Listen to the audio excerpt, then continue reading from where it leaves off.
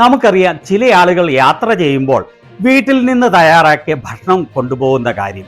ഏതാണ്ട് അതുപോലെയാണ് ഇപ്പോൾ നരേന്ദ്രമോദിയുടെ കാര്യവും. മോദി എവിടെ പോകുമ്പോഴും വീട്ടിൽ നിന്ന് തയ്യാറാക്കിയ ഭക്ഷണമല്ല കൊണ്ടുപോകുന്നത്, മറിച്ച് BJPയും NDAയും ഭരിക്കുന്ന സംസ്ഥാനങ്ങളിൽ നിന്നും ആളുകളെയും കൊണ്ടാണ് പോകുന്നത്. ഇത് വെറുതെ പറയുന്നതല്ല. ഏത് സംസ്ഥാനങ്ങളിൽ മോദിയുടെ റാലി നടന്നാലും അന്യ സംസ്ഥാനങ്ങളിൽ നിന്നും ബസ്സുകളിലും ട്രെയിനുകളിലുമായി 10,000-കണക്കിന് ആളുകളെയാണ് ഇറക്കുന്നത്. അത് മാത്രവുമല്ല, മോദിയുടെ റാലിയോ ഏതെങ്കിലും ഉദ്ഘാടനമോ നടക്കുന്ന സംസ്ഥാനങ്ങളിൽ എമ്പാടുമുള്ള ആശാ വർക്കർമാരെയും അംഗൻവാടി ജീവനക്കാരെയും മറ്റ് സർക്കാർ ജീവനക്കാരെയും നിർബന്ധിപ്പിച്ച് ഭീഷണിപ്പെടുത്തിയാണ് ഇതിൽ പങ്കെടുപ്പിക്കുന്നത്. ഇന്നലെ നോയിഡയിൽ മോദി ഒരു ഇന്റർനാഷണൽ എയർപോർട്ട് ഉദ്ഘാടനം ചെയ്തു. ആ ചടങ്ങിൽ ചുറ്റുപാടുമുള്ള സംസ്ഥാനങ്ങളിൽ നിന്നെല്ലാമായി 10,000-കണക്കിന് ആളുകളെയാണ് ബസ്സുകളിലും ട്രെയിനുകളിലുമായി എത്തിച്ചത്.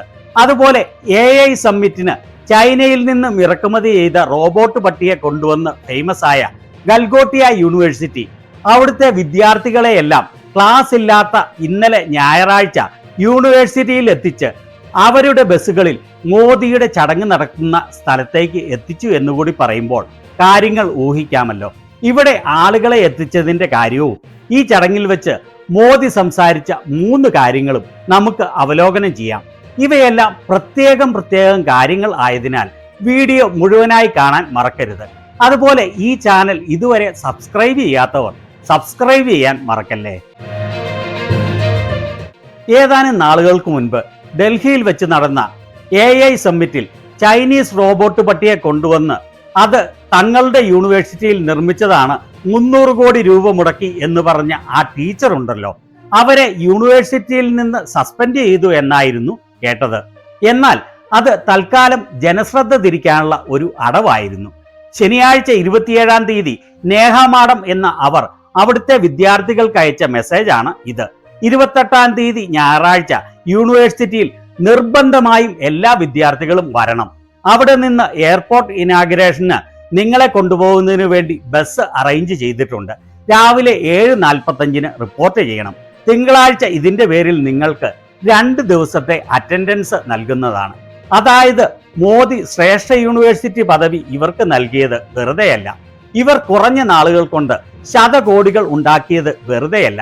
2024-ലെ ലോക്സഭാ തെരഞ്ഞെടുപ്പിന്റെ സമയത്ത് രാഹുൽ ഗാന്ധിക്കെതിരെ ഡൽഹിയിൽ പ്രകടനം നടത്താൻ ഇതേപോലെ ഇവർ വിദ്യാർത്ഥികളെ ബസ്സിൽ അവിടെ കൊണ്ടുവന്ന കാര്യവും നിങ്ങൾ ഓർക്കുന്നുണ്ടാവാം. ഇവിടെ ഗൽഗോട്ടിയ യൂണിവേഴ്സിറ്റിയിൽ നിന്ന് വിദ്യാർത്ഥികളെ ബസ്സിൽ കൊണ്ടുപോകുന്ന ദൃശ്യങ്ങളാണ് ഇത്. आज जेवर एयरपोर्ट का उद्घाटन है, महामानव आ रहे हैं आज। तो ये देखो, गलगोटिया यूनिवर्सिटी से स्टूडेंट बसों में भर के जा रहे हैं उद्घाटन के लिए। कोई आदमी नहीं आ रहा वहाँ, जनता नहीं आ रही, तो उन्होंने गलगोटिया यूनिवर्सिटी से स्टूडेंट बुलाए हैं। सब स्टूडेंट बसों में भर के जा रहे हैं, पूरा जाम लगा है। ये देखो, वहाँ से यहाँ तक, ये है महामानव की सरकार। വഴി മൊത്തം ബ്ലോക്കാണ്. 100 കണക്കിന് ബസ്സുകൾ അവിടുത്തെ എല്ലാ വിദ്യാർത്ഥികളെയും ഇങ്ങനെ അട്ടിയടിച്ച് കൊണ്ടുപോകുന്നതിനാൽ മോദി എയർപോർട്ട് ഉദ്ഘാടനം ചെയ്യാൻ വരുമ്പോൾ മോദിയെ സ്വാഗതം ചെയ്യാൻ വേണ്ടി അവർ തയ്യാറാക്കിയ പരിപാടികളിൽ ഒന്നാണ് ഇത്.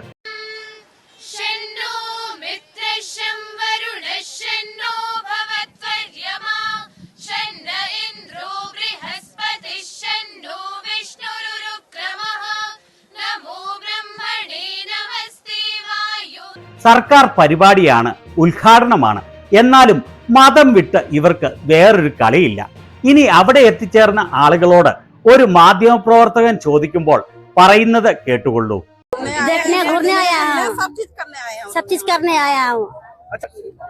बहुत लाभ होगा। क्या लाभ नहीं होगा? गाँव से शौक से घूरने आता था, लाया है आदमी, कंपनी से लाया है घूरने को। आपको कंपनी से लाया? हाँ। अच्छा, कौन लाए आपको कंपनी से? रुपया सर ने लाया है। रुपये सर? हाँ। कंपनी से? हाँ। तो अच्छा, बंद करा दी आज कंपनी? हाँ, हाजिरी भी देगा। हाजिरी भी देगा? पैसे भी देंगे? हाँ। सारे लोग कंपनी से आए हो? सारे लोग कंपनी से आया हूँ। अच्छा, तो कंपनी वाले काम नहीं किया फिर आप? ना काम नहीं किया हूँ। कह रहे एयरपोर्ट देखने आए हो? एयरपोर्ट घूरने आया हूँ। अच्छा, मोदी आप भी कंपनी से आए हो? जी हाँ, हम भी। कौन सी कंपनी है? आप काम करते हो? गोदरेज कंपनी से आए हम लोग। ഛത്തീസ്ഗഡിൽ നിന്നും ബസ്സിൽ നിറച്ച് കൊണ്ടുവന്നതാണ് ഇവരെ. ഇവർ ഗോദ്രേജ് കമ്പനിയിൽ ജോലി ചെയ്യുന്നതാണ്. ഇവിടെ വന്നതിൽ വളരെ ലാഭമുണ്ട്. കാരണം ഇവർക്ക് ജോലി ചെയ്യാതെ തന്നെ ഈ ദിവസത്തെ കൂലി ലഭിക്കും. മോദിയുടെ പരിപാടിക്ക് വരുന്നതിനു വേണ്ടി കമ്പനി മൊത്തം പൂട്ടിയിട്ട് അവിടുത്തെ തൊഴിലാളികളെ മൊത്തം ഇവിടെ എത്തിച്ചതാണ് എന്നാണ് ഇവർ പറയുന്നത്. ഗോദ്രേജ് പോലെയുള്ള കമ്പനി പോലും, അതും ഛത്തീസ്ഗഡിലുള്ള കമ്പനി, പൂർണ്ണമായി അടച്ചിട്ട് അവരുടെ ജോലിക്കാരെ UP-യിൽ നോയിഡയിൽ മോദി എയർപോർട്ട് ഉദ്ഘാടനം ചെയ്യുന്ന പരിപാടിക്ക് ആ ദിവസത്തെ ഫുൾ കൂലി കൊടുത്ത് ഇറക്കുക എന്ന് പറഞ്ഞാൽ എവിടെയാണ് കാര്യങ്ങൾ എത്തി നിൽക്കുന്നത് എന്ന് ഓർക്കണം. എന്തൊരു കഷ്ടമാണ് എന്ന് ഓർക്കണം. അവിടെ നിന്നുള്ള ഒരു ലേഖകൻ റിപ്പോർട്ട് ചെയ്തത് എല്ലാ സ്കൂളുകളിൽ നിന്നും കോളേജുകളിൽ നിന്നും യൂണിവേഴ്സിറ്റികളിൽ നിന്നുമുള്ള വിദ്യാർത്ഥികളെയും അംഗൻവാടി, ആശ, ശിക്ഷാമിത്ര ജോലിക്കാരെയും നിർബന്ധിച്ച് ഇവിടെ എത്തിച്ചിട്ടുണ്ട്. ഇനി ഇവിടെ മോദി എയർപോർട്ട് ഉദ്ഘാടനം ചെയ്യാൻ പോകുമ്പോൾ ആ റിമോട്ട് കൺട്രോൾ കൊണ്ടുവന്ന് കൊടുത്ത യുവതി അവിടെ നിൽക്കുമ്പോൾ മോദി കൈകൊണ്ട് ആംഗ്യം കാണിക്കുകയാണ് മാറിപ്പോകാൻ എന്ന്.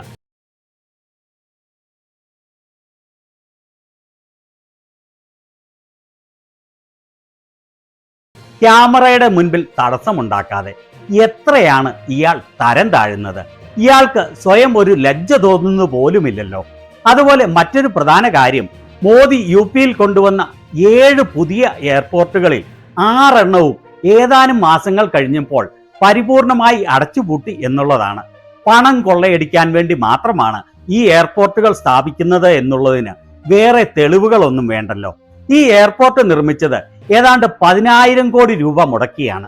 ഇത് എത്ര കാലം പ്രവർത്തിക്കുമെന്ന് കണ്ടറിയണം.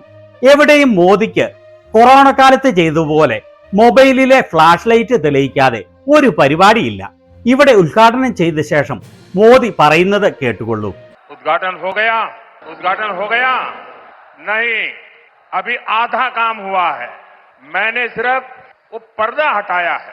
लेकिन मैं आज चाहता हूं इस एयरपोर्ट का उद्घाटन यहां जो भी उपस्थित है आप सब करें.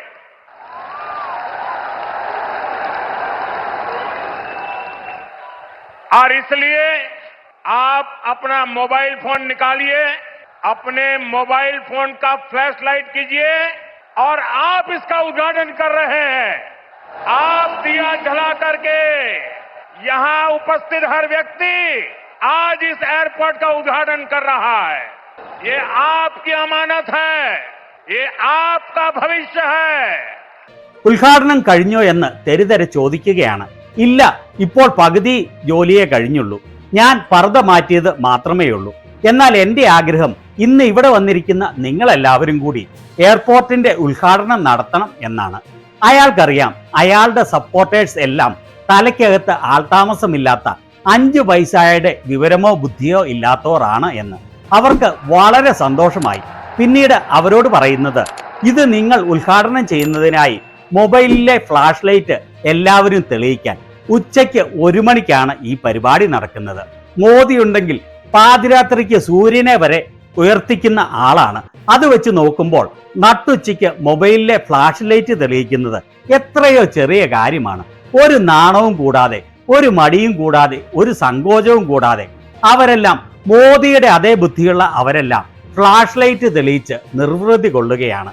ഇവിടെ വെച്ച് മോദി പറഞ്ഞ മറ്റൊരു കാര്യം, രാജ്യത്ത് എണ്ണയ്ക്ക് പഞ്ഞം ഉണ്ടാവാതിരിക്കാൻ, രാജ്യത്തിന് പണം ലാഭിക്കാൻ താൻ പെട്രോളിൽ എത്തനോൾ മിക്സ് ചെയ്തു, അതുവഴി ജനങ്ങളെ സമ്പന്നരാക്കി എന്നാണ്.